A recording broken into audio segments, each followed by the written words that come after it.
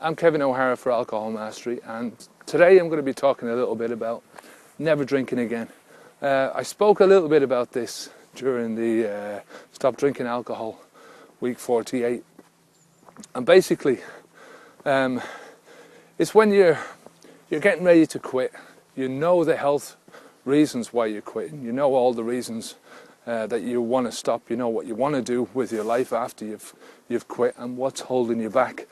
But you've got this really terrifying thing about never having another alcoholic drink ever again in your life, and it can be pretty bad. It can be pretty terrifying. But the fact is that we do this all the time. We stop doing things in our lives that we're never going to do again, and most of the time we don't even notice it. You know, I used to jump off walls when I was a young lad, and I loved it, you know, and the higher the walls, the more scary it would feel, and you know, the more I'd love it. I used to eat meat, and now I'm a vegetarian, so I don't eat meat anymore. And I used to take regular drives down into the Kerry Mountains when I was living in Ireland, and I can't do that anymore. But it's just one of those things. So where does the fear come from? You know, what is the fear?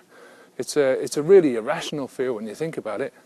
It wasn't there before we started drinking.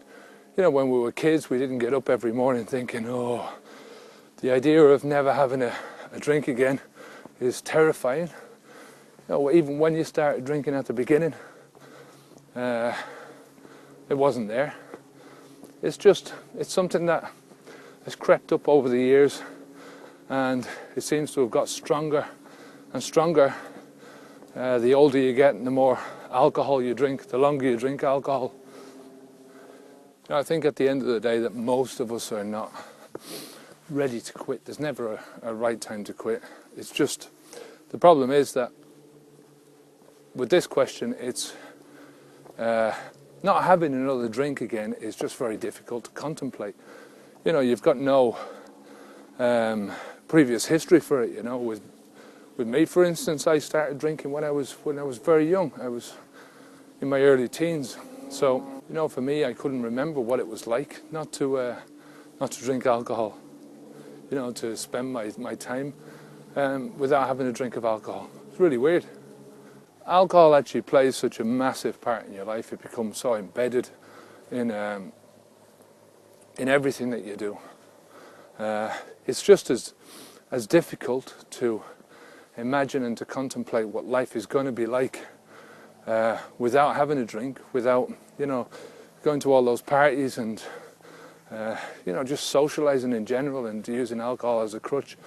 It's just as difficult to imagine that from the perspective after you've been drinking for a long time than it would have been for you to imagine what your situation now is like before you even started drinking. You know, to imagine, you know, what it's like to drink every day.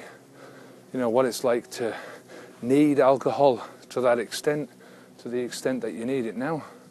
You know, could you have seriously sat down before you touched a drop of drink and imagined that? It's exactly the same. You know, I've been drinking for over 30 years, and 15 of those years have been sort of really heavy drinking, so it was almost impossible for me to imagine what it was going to be like not to have a drink. I understood that I couldn't keep doing this to myself. I understood that I didn't want to carry on with my body in this poisoned state. I understood that alcohol was stopping me from achieving so much in my life, but I just didn't know what that not drinking life was going to be like, or what it could be like. So, you know, I was really, really nervous when I first started out. Not nervous of not having a drink again. I was quite happy about that, and I was quite assured that it wasn't going to be such a bad thing, but I was nervous of the unknown. You know, I just didn't know what was going to happen. I'd given up the alcohol a year before, but as I said, it was always with the intention of going back onto it. This time I knew I was never going to drink again, and that made me nervous because I just didn't know what that never drinking again and facing life as never drinking again, what that was going to be like. But after a week or 2 weeks, your body starts to adjust itself.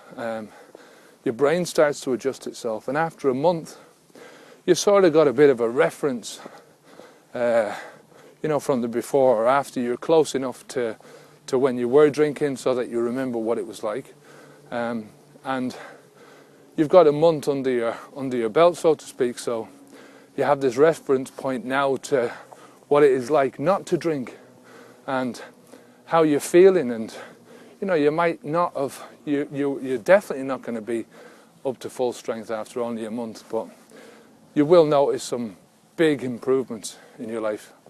Another thing is that we're emotionally set up, we're wired to mourn the loss of something much more than we are to celebrate the gain of something.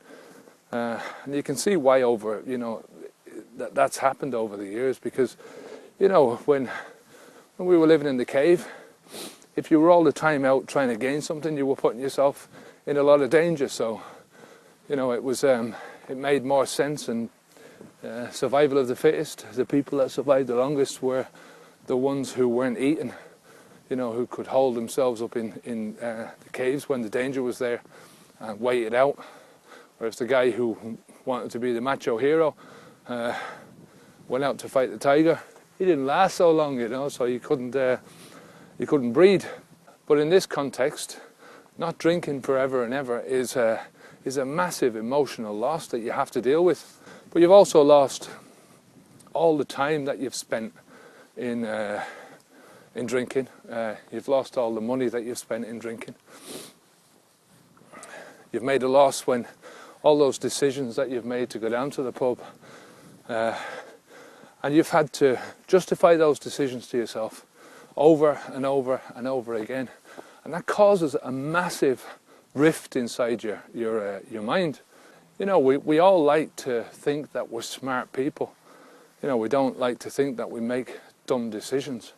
So when you're making these decisions to go down to the pub, and you shouldn't be drinking 10 pints in a night, and you shouldn't be drinking on weeknights, but you justify them by saying, well, I worked hard today, so I deserve it, or it helps me to relax, so basically it helps me to be a better person.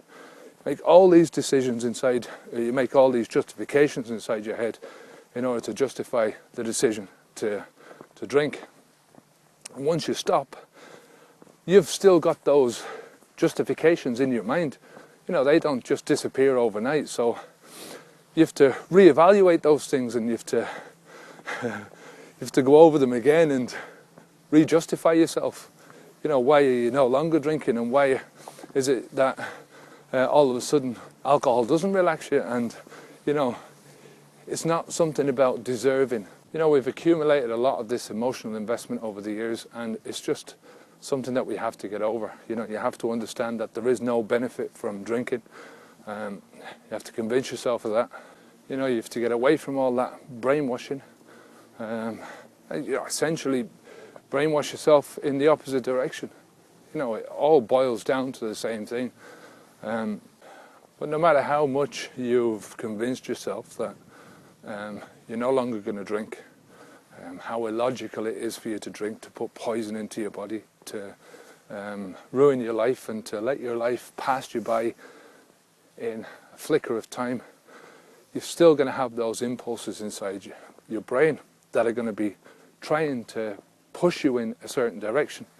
And they're only impulses, and they'll disappear and dissipate over time. They'll gradually lose their strength and lose their influence over you. They'll still pop up, like I said. These things are going to be with you for a time, but their influence becomes less and less. Basically, it's allowing your body time to readjust itself, to get into sync. So you've got your old mind and the way you used to be, your justifications, all that kind of stuff, and then you've got your new mind and the way you want it to be. So your new behavior is still going through that old mindset. So you gradually adjust the mindset. You're going to adjust it. It's your brain's way of dealing with life. It cannot not adjust it, if you know what I mean. It's got to do it for your survival, otherwise you just go mad. The trick is to have the courage, have the self-control to keep pushing forward, regardless. Like I say, it'll get easier and easier and easier the more you do this, and you will come out of it the other end a much, much better and happier person than you started out with. So anyway, if you have any questions about that at all, let me know. Go over to the website or leave a comment on YouTube. It's a great life without alcohol. It just takes a bit of time to get there. I'm still not sure how long this process goes on for, the impulses and stuff, but it does disappear. So until next time, I'm Kevin O'Hara for Alcohol Mastery. Onwards and upwards.